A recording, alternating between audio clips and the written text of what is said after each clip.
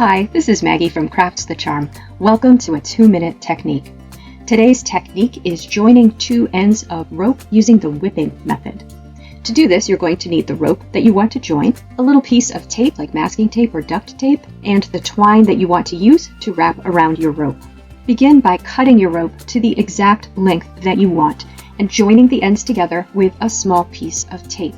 Then you're going to cut the twine that you've selected to be about 3 or 4 times the length of the width of the tape. At the end of the twine, create a loop that is a little bit longer than the tape on both sides.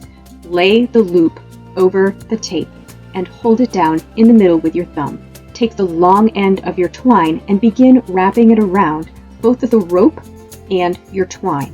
After you've wrapped it about 3 times, tug on the loop end to tighten it up.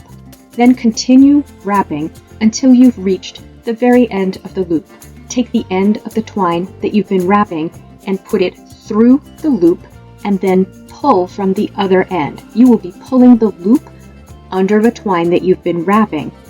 Once you've pulled it under, you can pull the entire thing tighter by pulling on both ends of the twine.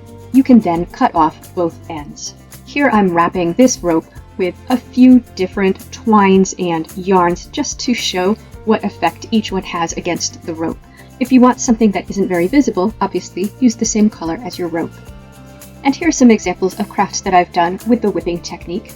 These are ropes that I've whipped together to fit around candles.